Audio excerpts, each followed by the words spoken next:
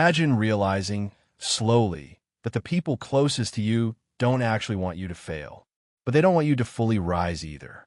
Not openly, not maliciously, nothing dramatic enough to confront. Just subtle pauses when you share good news.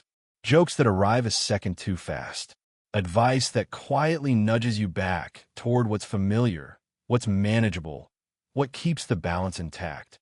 You tell yourself you're overthinking it. They're your friends. They care about you. They've been there for you. And yet, something feels off. Because every time you start to grow, truly grow, the energy around you shifts. Conversations change. Encouragement becomes conditional. Support starts sounding like concern. Don't get ahead of yourself. Just be realistic. Why change what already works? At first, it sounds like wisdom, maturity, care. But over time, a disturbing pattern emerges. Your ambitions shrink in their presence. Your excitement dulls mid-sentence. You learn unconsciously which parts of yourself are safe to show and which parts make the room uncomfortable. Here's the unsettling paradox. The people who say they want the best for you may still feel threatened when you actually pursue it. Not because they're evil, but because human relationships are not built only on love. They are built on balance. Every group has an invisible hierarchy. Every friendship has an unspoken agreement about who is confident, who is struggling, who gives advice, who needs it. And when you change, that agreement is disrupted. So ask yourself, honestly, without defending anyone, who were you allowed to be around your friends? And who were you quietly discouraged from becoming? This is not about betrayal. It's about social gravity. People are most comfortable when the roles around them remain stable. When everyone stays roughly where they belong.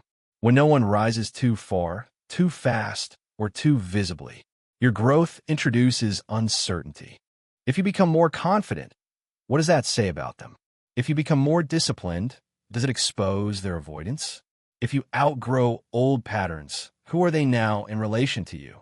These questions are rarely conscious, but they are powerful. So instead of direct opposition, something subtler happens. Your friends don't pull you down. They hold you in place. They remind you of who you used to be. They joke about your new phase. They praise your humility while quietly resenting your progress. And you feel it, not as hostility, but as friction, a tension you can't quite name. This is why social resistance is so confusing. It doesn't look like sabotage. It looks like familiarity, like loyalty, like staying grounded. But here's the uncomfortable question most people never ask. What if the reason your growth feels lonely is because it threatens the invisible power dynamics that once kept everyone comfortable? Power doesn't always mean dominance. Often it means position. Who listens? Who leads emotionally? Who needs reassurance? Who provides it? When you start changing, you don't just improve your life. You destabilize a system. And systems, even emotional ones, resist change. So you learn to compromise with yourself. You grow, but not too loudly. You succeed, but not too visibly. You evolve, but you keep apologizing for it. Because being accepted feels safer than being free. But that safety has a cost. A quiet shrinking of your future. A version of yourself that never fully arrives. And deep down, you sense it. You sense that some friendships love the version of you that stays small. Not because they hate you, but because your smallness keeps the social world predictable. Which leads to the question that refuses to stay buried. If growth changes how people treat you, will they ever attach to you, or to the role you played in their lives? This isn't about blaming your friends. It's about seeing clearly. Because once you understand the psychological forces at work beneath friendship, the unspoken power games, the fear of imbalance, the resistance to change, you can no longer explain everything as coincidence. And once you see it, you start noticing it everywhere. The tension you feel around your growth does not begin with jealousy. That explanation is too simple and too comforting. What's actually happening runs deeper, rooted in how human identity forms in relation to others, not in isolation. We do not just know who we are by looking inward. We discover ourselves by how we are mirrored, needed, challenged, and positioned within a group. Carl Jung understood this well. He argued that the ego, the conscious sense of self, is stabilized by its environment. When the environment changes, the ego trembles. And when someone else changes inside a shared environment, everyone else feels it too. Your growth disrupts psychological equilibrium. Friendships are not neutral spaces. They are living systems built over time through shared weakness, shared limitation, shared understanding of who is who. These systems feel safe precisely because they are predictable. When you begin to change your habits, your confidence, your boundaries, your ambition, you're no longer behaving according to the original script. And scripts matter more than we admit. Friedrich Nietzsche observed that most people do not fear weakness. They fear displacement. They fear being forced to confront their own stagnation by witnessing someone else's transformation. Growth acts as a mirror, and mirrors are rarely kind. Not because they judge, but because they reveal. This is where resistance quietly forms. Your friends may still care about you deeply, but your evolution introduces a psychological threat. If you can change, what does it say about me that I haven't? To resolve this tension, the mind looks for balance. Arthur Schopenhauer believed that humans seek comfort over truth. In social groups, comfort often comes from maintaining relative equality, not in success, but in identity stability. When one person rises, others instinctively pull meaning back toward equilibrium. So instead of confronting their own discomfort, they reinterpret your growth. You're obsessed. You're overdoing it. You've changed.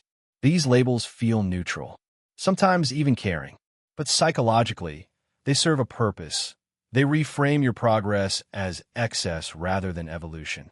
Jean-Paul Sartre described this phenomenon through the idea of the gaze. When others look at us, they define us. And when we escape that definition, people feel a loss of control, not over us, but over the meaning they once derived from us.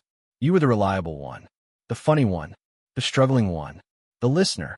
Roles are emotionally efficient. They reduce complexity. But growth dissolves roles.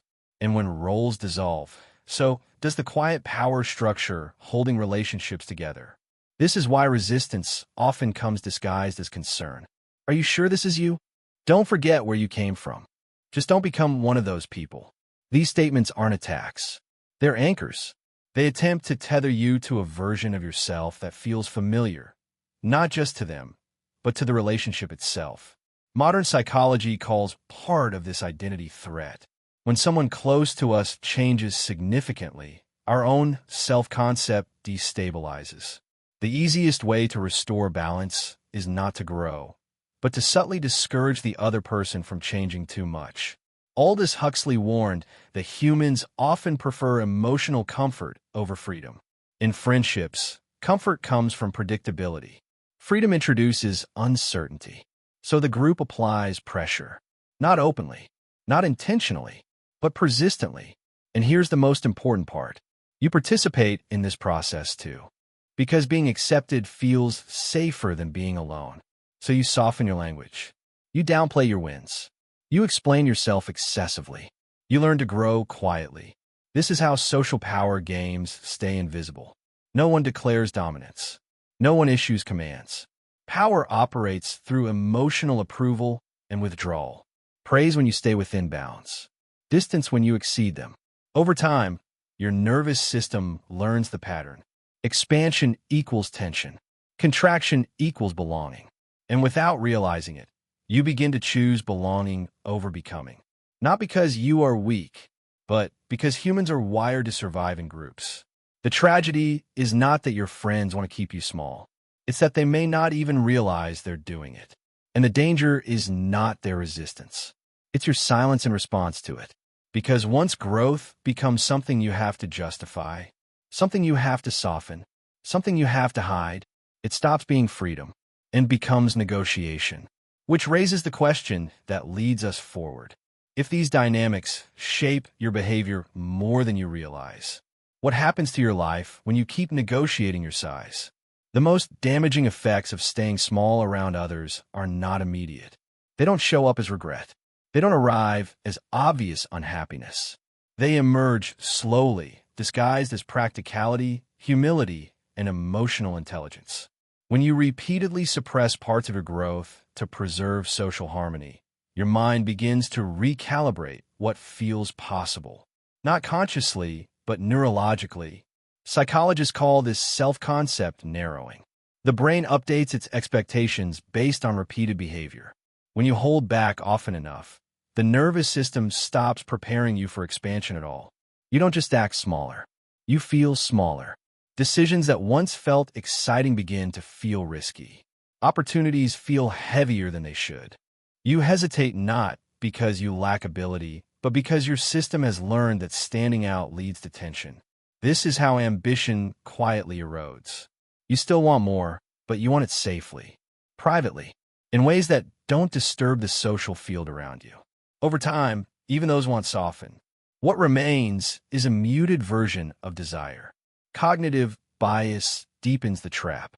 Because you don't fail publicly, you tell yourself you're being smart. Because you avoid conflict, you call it emotional maturity. Because you don't challenge others' comfort, you call it kindness. But underneath those explanations is a quieter truth. You no longer trust yourself to take up space. This affects identity more than motivation. Jean-Paul Sartre argued that we become ourselves through action. When action is consistently restrained, identity follows. You begin to define yourself not by who you are becoming, but by who you are allowed to be. Confidence weakens, not dramatically, but structurally. You stop speaking with certainty. You seek more validation before acting. You second-guess instincts that once felt natural. And because this happens gradually, it feels like adulthood. But it isn't. It's internalized social control. There's also a relational cost. When you consistently minimize yourself, resentment forms. Not always toward others, but toward yourself. A quiet anger that you never fully express. A sense that your life is happening at a reduced volume. This resentment doesn't explode. It leaks into sarcasm, withdrawal, emotional distance. Ironically, the very behavior meant to preserve relationships begins to hollow them out. Because authenticity cannot survive perpetual self-editing. And the most dangerous consequence is this. You forget which version of yourself was real. The one that felt expansive or the one that felt accepted. At that point, shrinking no longer feels like a choice. It feels like identity, which sets the stage for the final shift. Because once you realize what staying small has quietly cost you, not just externally, but internally, the desire to remain comfortable begins to weaken, and something else takes its place. Breaking free from this dynamic does not begin with confrontation. That assumption is the first illusion. You don't reclaim yourself by announcing your growth or demanding permission to change. That only activates more resistance, both in others and in you. Real rebellion is quieter. It begins when you stop negotiating your identity. The most radical shift is internal. You stop explaining yourself in advance. You stop shrinking your language, softening your confidence, or diluting your ambition to make it more acceptable. Not out of arrogance, but out of clarity. Because growth that needs approval is not growth. It's performance. Historically, those who broke free from social containment did not do so by force, but by consistency. Nietzsche understood this deeply. He believed that the strongest form of power is not dominance, but self-alignment. The refusal to fracture oneself to maintain comfort. This means tolerating discomfort, not the discomfort of rejection, but the deeper discomfort of no longer fitting neatly into old roles. When you change, silence replaces familiarity. Some relationships grow quieter. Some become strained. This is not loss. It is reorganization. Another counterintuitive truth. You don't need to distance yourself from everyone. You need to stop seeking emotional permission from them. You act. You decide. You grow. And you allow others to react however they need to. This restores something essential, self-trust. The more you honor your own expansion, the less power social pressure holds. The nervous system relearns that discomfort does not equal danger. That being misunderstood is survivable. That belonging is not the same as self-erasure. Viktor Frankl believed meaning emerges when we choose responsibility over approval. not responsibility to others' comfort, but to our own becoming. This does not mean abandoning empathy. It means refusing to confuse empathy with self-abandonment. You can care without shrinking. You can stay kind without staying small. You can grow without asking permission. The rebellion is not loud. It is the quiet decision to stop living at a reduced scale. And once that decision stabilizes, something changes. The fear of outgrowing others weakens. The need to be understood fades. The urgency to justify yourself disappears. What remains is movement. And movement, once reclaimed, leads to the final realization. The one that reframes everything you thought friendship, loyalty, and growth were supposed to mean. At some point, a quiet realization lands. Not with anger, not with blame, but with clarity. You understand that the problem was never that your friends wanted to hurt you. It's that most relationships are built on who you were, not who you are becoming. And growth threatens memory. People remember you in ways that feel safe to them. Helpful, familiar, predictable. When you change, you don't just change yourself. You challenge the emotional economy of the relationship. So resistance appears, not as hatred, but as discomfort. This is the truth most people avoid. Not everyone who loves you is equipped to love your expansion. That doesn't make them villains, but it does mean you cannot build your future around their comfort. Carl Jung believed individuation, becoming your true self, inevitably separates you from parts of your old world. Not because you reject it, but because you outgrow the shape it expects you to fit into. And here is the final paradox. You don't lose people because you grow. You lose people because you stop playing the role that once made them feel secure. When you see this clearly, something releases. You stop trying to prove that you're still the same. You stop apologizing for your ambition. You stop shrinking your light to preserve old dynamics. You also stop demonizing others. Because this was never about cruelty. It was about fear of imbalance. The ultimate truth is not that your friends wanted you small. It's that staying small was the price of emotional stability, and you finally chose something else.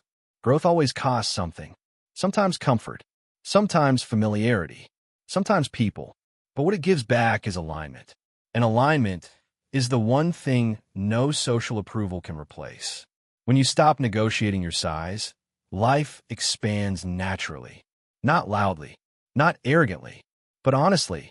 And once you experience that honesty, even briefly, you understand something that can't be unlearned. You were never meant to be manageable. You were meant to become.